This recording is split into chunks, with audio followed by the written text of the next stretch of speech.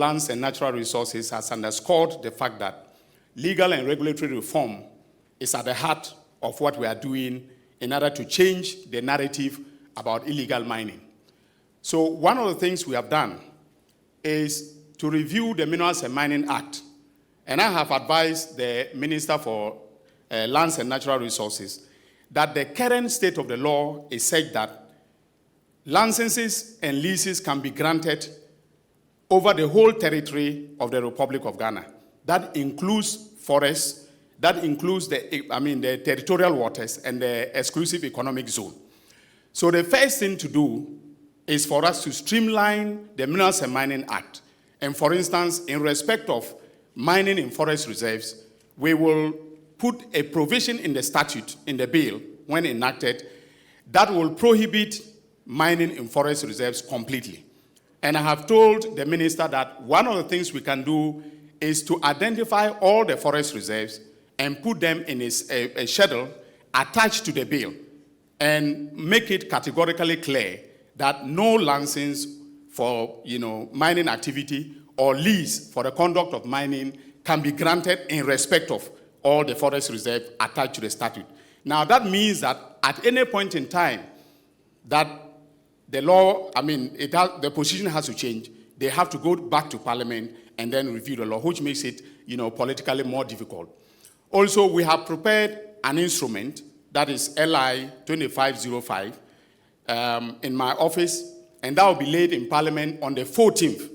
The Minister and I have agreed that on the 14th of October, when Parliament resumes, we'll lay that instrument to revoke the famous LI 2462, which is the infamous LI 2462, so that there will be no basis whatsoever for anybody to tamper with, with our forest. So immediately it is laid, within 21 days, it matures, and from that time onwards, we will not have LI 2462.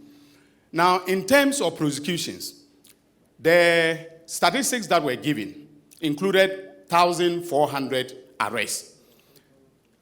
1,400 arrests. Now, the biggest problem we've had with the arrests is the 48 hours rule. Constitutional principle that we must bring them before the courts within 48 hours. Most of the judges have been granting them bail. So I remember the point that was made by Colonel Boa.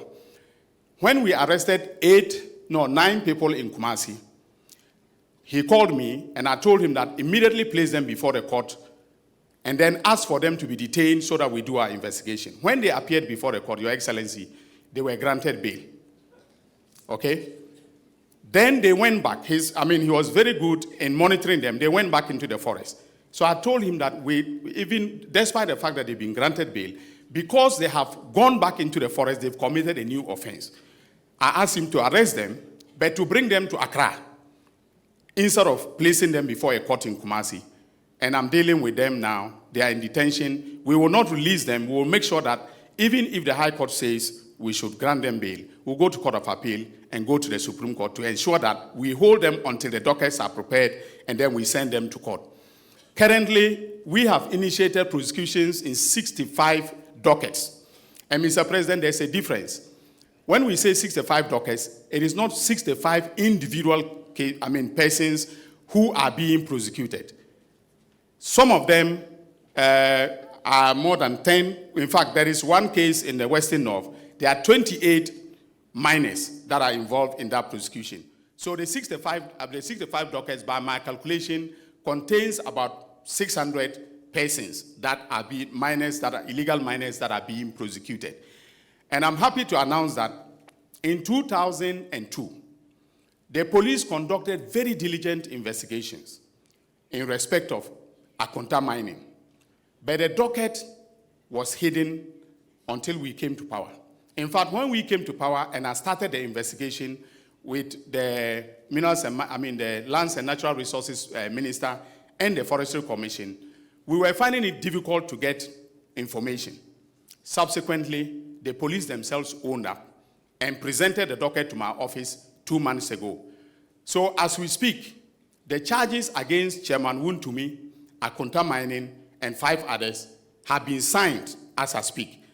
Currently, we are waiting for him to be read his right to remain silent, etc. Before we've asked that he should be brought from, Kumasi. His lawyers asked that he should be brought on Tuesday, but I'm insisting that he should be here on Monday. If he doesn't come on Monday, I'm going to order for his arrest so that he'll be brought to Accra. His rights will be read to him, and then we can start the prosecution. We have also put in place certain measures to ensure that the prosecution goes faster than normal. We have approached the Chief Justice, who has agreed to assign specialized courts for the prosecution of illegal mining cases. And I have laid before Cabinet, on Tuesday, Cabinet will meet and approve the Public Tribunals Bill, which will go to Parliament on a certificate of agency.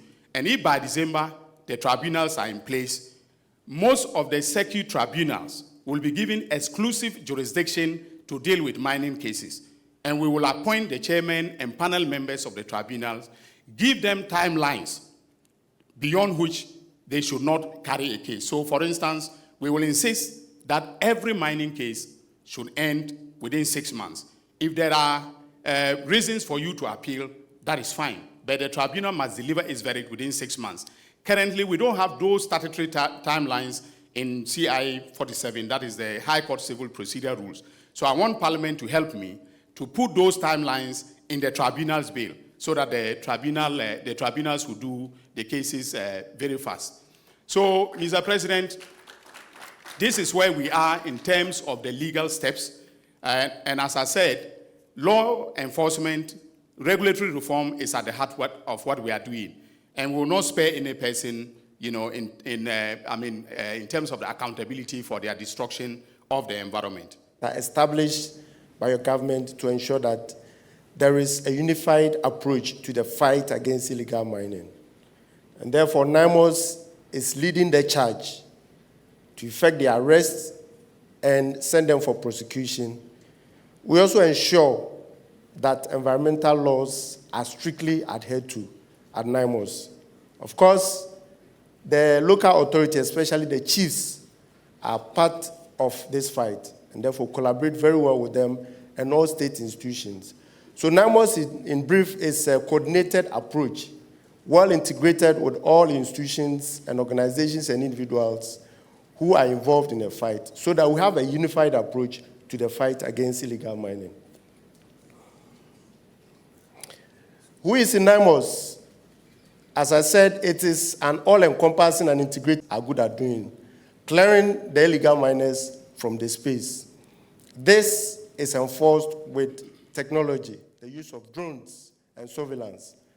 Aside that, the addition we are bringing on board is the non-kinetic one, which is the soft approach. So for instance, we are leveraging on the knowledge of the chiefs because they are the owners of the communities and they know. So aside what government is doing, we are also, as NIMOS, engaging the chiefs. We go to the communities and sensitize them on the harmful effects of the illegal mining and the fact that they know these illegal miners. They should give us information when they come on the ground to perform the illegal mining activities. We also work with the security on the ground. So NIMOS doesn't work alone. We have the already existing military units, police stations, the national security infrastructure, whom we work with, so that the fight will be a more unified one. Of course, I mentioned technology, which plays a key role in the fight against illegal mining. Now, tracing to the big fishes is one area we take very important. Many a times we go to the site, you see these young boys who are desperate for a little bit of money to take care of themselves. We say that we should dig and look inside the veil, behind the veil, who are those there? And that is where the Honorable Attorney General is helping us so much. So we trace, investigate, and question, and find out who are the real people behind the financiers, because they are the ones that they are the first or prime enemies of the state, and they will be dealt with as such. There will be no room for them to escape or to hide. NIMOS will smoke them out very soon. There's no resting place for them. They should get ready and be assured that very soon our waters will turn blue and our forests will turn green. We have already trained over 400 troops who are the first batch deployed or under deployment to sensitive areas. We'll continue to deploy more so that we will all go to bed knowing that NIMOS is firmly on the ground and illegal mining will be a thing of the past. So all illegal miners, galamseyers, their financiers and assigns, beware. NIMOS is closer to your bases and there will be no hiding place for you. Thank you very much, Your Excellency. The flowmetric turbidity unit. And flowmetry is simply how light is scattered or penetrates a water body. So if you point a light to a water body, it will present whether it is scattered or it is penetrated. What comes back, you measure it, and that gives you the level of turbidity. So if you look at the rivers, at Shofiri also, on the River Tano, on average for the year 2024, it was 139. When we monitored it for this year, if you take the average, it came down to 14, and that was an 89% improvement. At Barekese, it was 22 in 2024, and then 11. That's about a 50%. At Dominasi, on the River Cobra, where NIMOS has operated extensively, it was 2,870. It has come down to 1,927. On the Densu River at Manguasi, when we monitored it, the average for 2024 was 129. It has come down to 34 for 2025. That's about 73% improvement. And then the Tano also, on the River Tano, it was 10, and when we measured this year, average was 9. That's about 10%. Then at Ampasia, close to the Honorable Minister's constituency, it was 1,500, and it's now 520. That's about 65% improvement. We would like to employ on NIMO to spread, because there are other places where we've had elevated turbidity. And so we will call on NIMOS to be able to spread their activities to those places, especially the Eastern region, Central, so that at least we can also get rid of the illegal miners polluting our water bodies. Thank you very much, Your Excellency. Thanks for watching. Please like, subscribe, and click on the bell for more updates.